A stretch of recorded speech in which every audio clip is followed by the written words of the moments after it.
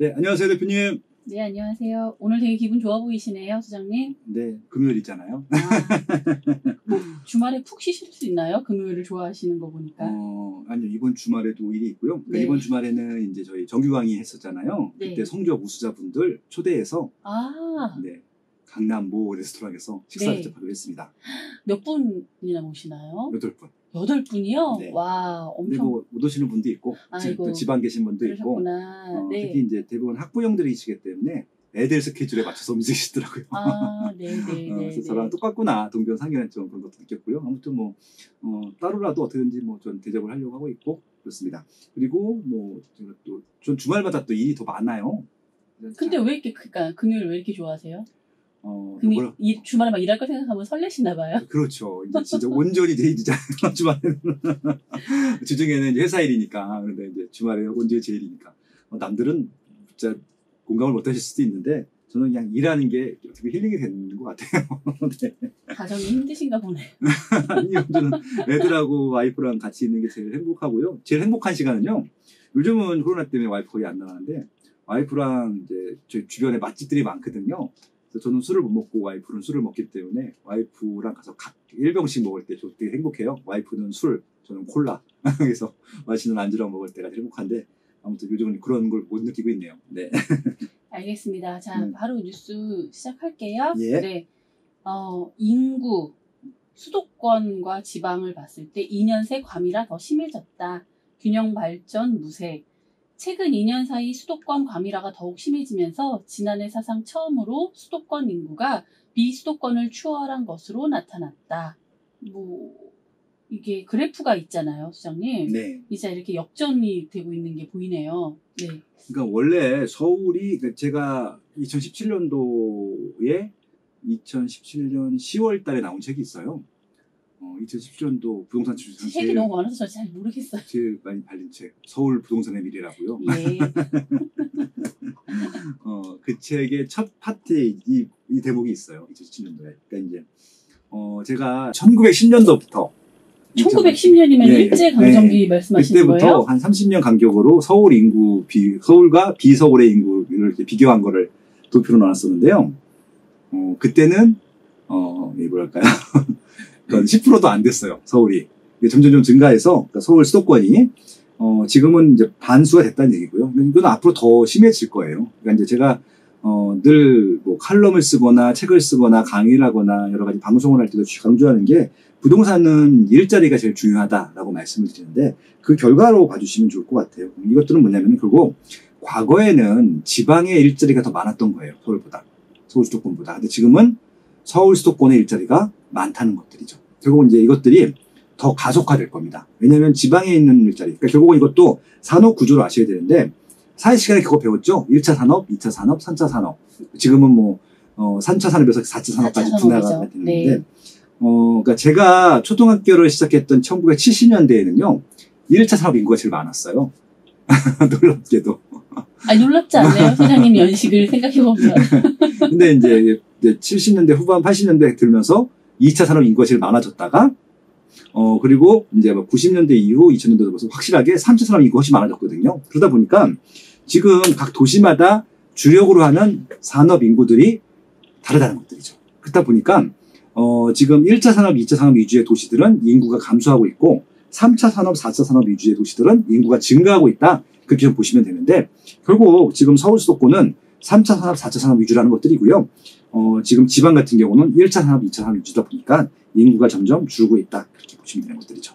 결국 이것들은 우리나라만의 문제가 아니라 선진국들은 이미 다 겪었던 일입니다. 30년 전에, 40년 전에. 그래서 지금 거기도 도시의 대부분의 인구가 다 몰려 있어요. 근데 한국도 아마 그렇게 되는 과정이었었는데, 그래도 정부가 노력을 해서 이렇게 도시화가 되는 것들의 속도를 늦췄다라는 효과가 있었던 것들이죠. 결국 정부가 잘한 거죠. 도시 균형을 하려고 했습니다.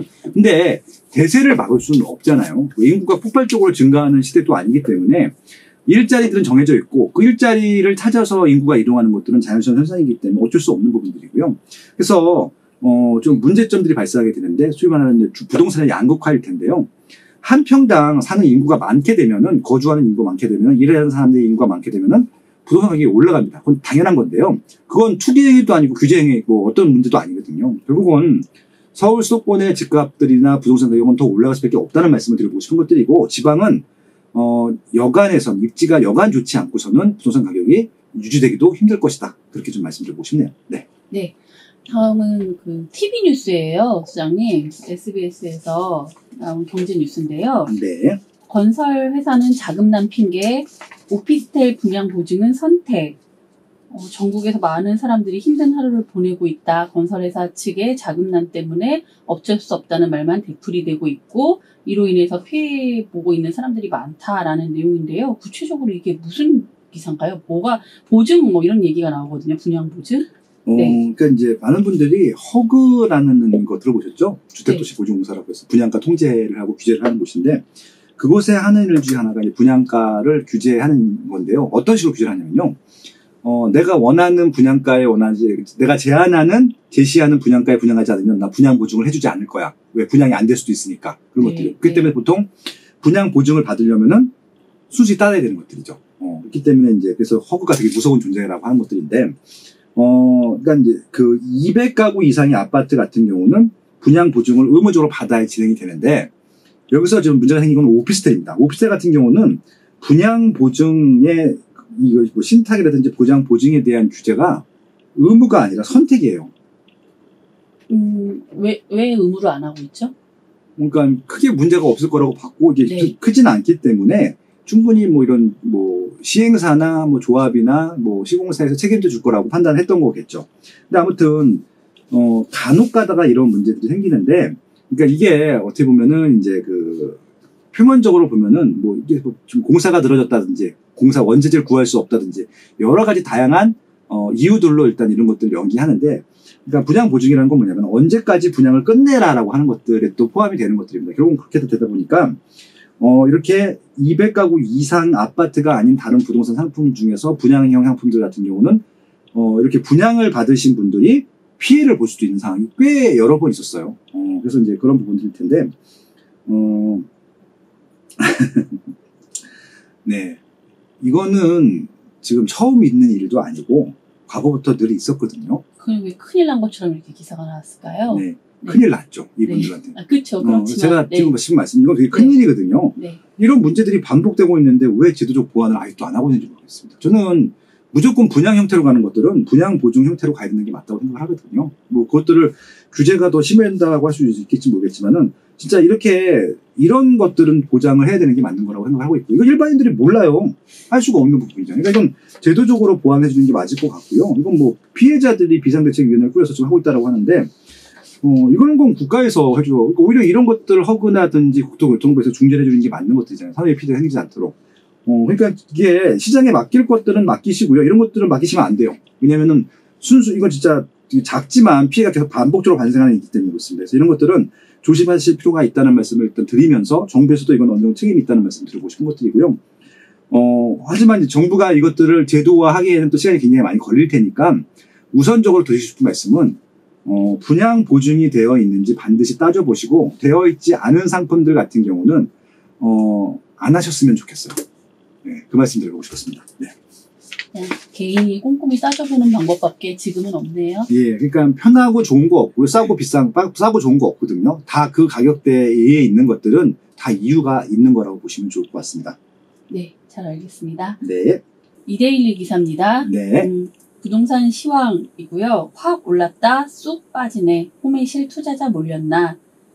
금곡 3익 2차 8천 올랐다 도로 제자리 2억 1천만 원에서 2억 9천만 원, 다시 2억 1천만 원. 투자자 몰렸던 GS 아파트 최고가서 4천 뚝, 단기 급등에 따른 조정, 폭락은 안 할 듯. 기사 보니까 또 제가 아는 분이 인터뷰도 하셨더라고요. 네. 제가 잠깐 먼저 언급하면 김학렬 스마트 튜브 소장은 단기간 급격하게 오른 지역은 매매가에 거품이 생길 수밖에 없고 폭락 수준까지는 아니어도 조정은 될 수 있다고 봤다. 라는 인터뷰를 하셨네요. 네. 네, 이상입니다. 네. 이를 정리하면요. 네. 홈앤실이 갑자기 투자층들에 몰렸던 이유 중에 하나는, 일단 첫 번째는 비규제 지역이었었고요, 그때는. 그리고 이제 신분당선 남부 연장 호재, 예탄 통을 못했다 하더라도, 국책 사업이 아니라 이제 그 예타 면접 사업으로서 추진을 하겠다라고 국토부에서 발표를 했었거든요. 그것 때문에 이제 호재가 돼서 투자 수요 증대 확률이 올렸는데 지금 빠진 이유는요. 아까 말씀 두 가지가 있어요. 이게 단기간 수요가 몰리게 되면 거품이 생깁니다. 그래서 생겼던 거품들은 반드시 제거가 되는데 그 과정일 수 있다는 것들을 하나 말씀드릴 수 있고 또 하나 뭐냐면은 규제 지역이 됐잖아요. 올해부터. 작년까지 규제 지역이 아니었다가. 그렇기 때문에 투자 수요 증대는 빠지기 때문에 그만큼 수요가 주는 것들이거든요. 그러니까 이게 지금 호매실 지구도 결국 택지개발 지구거든요. 기존의 도심 같은 경우는 실수요자들이 원래 있어요. 있기 때문에 투자 수요 증대들이 많이 들어오지 않는다 하더라도 가격은 유지될 수 있거든요. 근데 이제 이렇게 택지개발 지구 같은 경우는 외부에서 사람이 들어와 줘야 되는데 들어오지 못하면 가격이 빠지는 것들이거든요. 그러니까 지금 여기가 지금 조금 애매한 입지인 거예요. 입지가 좋아지겠죠, 당연히. 근데 지금 실제 거주할 사람들 입장에서 보면은 아직 좋아지지도 않는데 미리 들어갈 필요는 없는 것이죠. 그래서 지금 적정 가격을 찾아가고 있다. 과거에는 투자 수요 증대가 많이 몰렸기 때문에 올라갔었는데 지금은 적정 가격들을 지금 찾아가고 있는 과정이다. 그렇게 좀 정리해보고 싶네요. 이 말을 저 오늘 아침에 소장님 뉴스 브리핑에서도 들었던 것 같아요. 급등한 곳은 이렇게 조정이 된다라는 말씀 언급하셨던 것 같은데 네. 오늘은 이제 저희 딸이 좀 늦게 학교 가서 같이 이야기를 들었는데 지각을 했어요?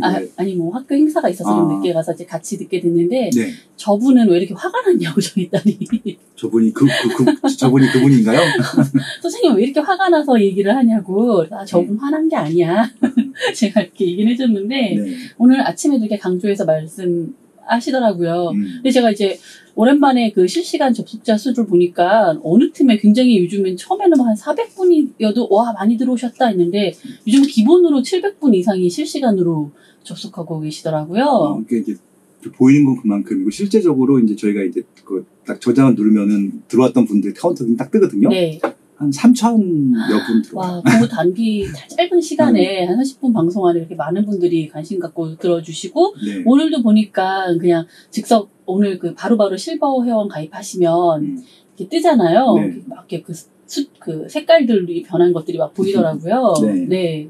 그분들한테 뭐 이렇게 소장님이 주시는 혜택들이 좀 있죠. 솔직히 저 실버 회원은 그냥 어떻게 보면은 제가 홍보도 하고 있긴 하지만 네. 적극적으로 홍보는 안 해요. 그러니까 어차피 이제 제가 이 부동산 층들, 전 국민이 다 부동산 투자할 수 있는 부분도 아니고 정보를 다 알 필요도 없기 때문에 정말 부동산을 공부하고 싶으신 분들만, 답사를 가고 싶으신 분들만, 그리고 이제 실질적으로 쟤랑 좀 이런 얘기들 나누고 싶으신 분들만 멤버십 가입해 주셨으면 좋겠다는 생각을 해보고 있고요. 그래서 이제 가입을 하는데, 지금 멤버십 분들 같은 경우는 콘텐츠가 달라요. 일단 기본적으로 다 불특정 대다수가 보는 콘텐츠는 무조건 다 볼 수 있는데, 멤버십 분들한테는 특정 입지의 특정 아파트, 특정 지역들 현장 답사 가서 투어를 해드리고, 제가 브리핑도 해드리고, 그리고 이제 현장에서 제일 베테랑 소장님 모셔갖고 30분 특강을 들어요. 그것들은 이제 멤버십한테만 제공되는 혜택이기 때문에, 이번 주는 제가 일산 갔다 왔거든요. 킨텍스 갔다 왔는데, 지금 원시티가 제일 비싼데, 왜 비싼데, 왜 비싼 이유들, 그리고 이제 주변의 일산 같은 경우는, 구축적 같은 경우는 왜 비싸지 않은지, 이런 것들 다 설명을 듣고, 심지어 이제 원시티 같은 경우는 49층짜리 아파트거든요. 일산에서 제일 높은 아파트 중에 하나죠. 48층 올라가서, 뷰를 딱 보는데, 한강이 보여요. 여의도가 보여요. 그 정도면 북한도 보이는 거 아닌가요? 북한도 저 멀리는 볼 수 있겠다고 생각을 하는데, 아무튼, 네. 그런 것들 제가 실제 찍어서 다 보여드리거든요. 그런 것들도 해서 거기서 설명도 드리고, 소장님 설명도 받고, 뭐 그런 것들을 합니다. 그리고 또 하나 뭐냐면, 제가 한 달에 한 번씩 특강을 해드립니다. 그 달에 있었던 주요 이슈 하나 꽂아가지고, 정말, 그거는 그날 처음이자 마지막 특강을 하는 거예요. 그러니까 그 시의성이 있기 때문에 그런 것도 제공해드리는 게 유튜브 멤버십이거든요. 그래서 저는 이 회원 수를 많이 늘릴 생각은 없어요. 그냥 그 정도 유지하면서, 그러니까 제가 이제 그걸로 뭐 돈을 벌거나 그런 것들은 보다도 제작해주시는 분들이 있잖아요. 그분들 인건비로 나오고 정말 끝이에요. 그래서 이제, 그냥 그것들은 특별히 많이 알아봤다. 왜냐면 불특정 대다수로 하게 되면요. 민감한 얘기잖아요. 바로 또 뭐 저놈이 또 집값 올렸네 이런 얘기 할 수도 있거든요. 근데 전 집값 올리려고 하는 게 아니라 객관적인 것들을 보여드리려고 하거든요. 저는 좋은 거 나쁜 거 다 말씀을 드립니다. 그런 것들은 판단을 알아서 하시는 것들이고 적어도 미래 가치가 올라가는 것들이 무엇인지는 알아야 되는 것들이잖아요. 그런 것들을 좀 체계적으로 계속 매주 혹은 이제 또 주마다 한두 개씩은 꼭 올라오니까 그런 것들을 좀 보여드리고 싶었습니다. 예, 그렇게 하시면 되겠죠. 알겠습니다. 다음 서울경제기사입니다. 차익 수억이라던 10년 임대 로또 만나 살펴보니 강남, 판교 등 급등 지역 벌써 3억에서 4억 차익 기대. 갈등 극심 판교는 이미 수억인 실현 중. 대부분은 1억 안팎 차익 수준, 갈등도 적어. 로또 임대 많네요. 네. 그러니까 10년 이제 임대로 산 다음에 분양을 저는 해주는데, 그러니까 이제 또 이게 분양을 얼마에 하는지도 되게 중요해요. 만약에 이제 시세대로 분양하게 되면 실익이 없는 것들이고, 시세보다 좀 저렴하게 분양을 하게 되면은 그 저렴하게 분양한 만큼 시세가 생기는 것들인데, 이게 무조건 공공 분양이라고 해도 다 그런 건 아니에요. 네, 그 말씀 좀 들어보고 싶었었는데, 입지에 따라 다르다는 판교는 볼 거 없어요. 무조건입니다. 네. 그리고 강남도 볼 거 없어요. 네. 그러니까 제가 2012년도인가요? 그 이제 강남에도 보금자주택이 있었죠. 뭐 거기도 공공 분양이 있었을 텐데, 뭐 강남 같은 경우는 세곡지구고 서초구 같은 경우는 내곡지구인데 미분양이 났어요. 2012년도여서 지금 같은 경우는 말도 안 되죠. 그래서 그때 제가 칼럼도 썼습니다. 다른 건 모르겠지만 입지가 나쁘죠. 심지어 도로도 없었을 때 만들었으니까. 전철은 당연히 없고요. 학교도 없습니다.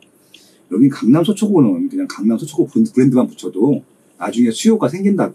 그래서 차라리 실거주 강남구나 서초구에 들어갈 수 없는, 도저히 적은 금액으로 들어갈 수 있는 마지막 기회라고 제가 칼럼도 썼었어요. 2012년도에 3배가 됐습니다. 그런 것들이거든요. 그러니까 이런 것들은 미래 가치가 올라갈 게 뻔히 정해져 있는 것들이 있거든요. 왜냐면은 초반에 좋지 않아도 나중에 사후적으로 도로도 만들어주고 학교도 만들어주고 아니면 연결면을 만들어주잖아요. 왜냐면 주민들이 위해야 되니까. 그래서 그렇게 입지 가치가 좋아지고, 지금 입지 가치가 좋거나 입지 가치가 좋아지는 지역들은 뭐 지금 공공 분양이든 임대전환 분양이든 무조건 선점하는 것들이 유효한 전략입니다. 근데 문제는 모든 공공 분양이나 모든 분양 전환 주택들이 다 좋은 건 아니죠. 그래서 결국은 좀 입지 가치가 애매하다라고 판단하는 지역들 같은 경우는요, 굳이 분양 안 받으셔도 돼요. 임차로 살면 됩니다. 근데 거기 실거주 하실 분들은. 그러니까 결국은 기본적으로 임차를 사실 분들이든 나중에 공공 분양을 선택하시는 분들이든 중요한 거는 지금 가치보다 미래 가치가 올라가는 지역들. 그래서 지금 수요가 살고 싶어 하는 사람들이 지금은 한 명도 없지만 점점점 많아질 수 있는 곳이라고 되면은, 확신이 쓰면은 그때 분양을 받으셔야 되는 겁니다. 임대 분양 주택이 그런 점이 있죠. 그러니까 분양으로 갈 수도 있고 그냥 나와도 되는 것들이니까, 예, 그렇게 활용하시면 된다는 말씀을 좀 드리고 싶은데, 중요한 건 입지 가치가 높은 데들은 정해져 있어요. 누가 봐도 압니다. 그러니까 누가 봐도 애매한 지역들은 누가 봐도 애매한 거고요. 다 아는데 자꾸 이게 내 것이 되면은 이게 이제 객관적인 분석이 안 되는 겁니다. 괜히 내가 샀는데 가격이 올라갈 것 같아야 되는데 안 올라가는 경우는 저평가 됐다라고 보통 막 얘기를 하죠. 막 우리 집만 안 올라가냐고. 그렇게 되는 것들이죠. 근데 이제 오히려 판교 같은 지역들은 이게 왜 이렇게 비싸게 분양하냐고 또 오히려 막 그렇게 또 소송도 걸으셨잖아요. 아무튼 그런 겁니다. 임대주택이든 임대 분양주택이든 공공주택이라도 입지 분석은 반드시 해야 되고, 여기는 대부분 택지개발지구에 분양을 하는 것들이기 때문에 적어도 그 주변에 어떤 수요들이 있고, 진짜 나홀로 택지개발지구가 아니라 일자리 출퇴근 편리성이라든지 기반시설이 좋아지는 것들이 확정돼 있다라고 하면은 그냥 들어가시면 됩니다. 초기에 하더라도. 예, 그렇게 좀 제안을 드리고 싶네요. 네.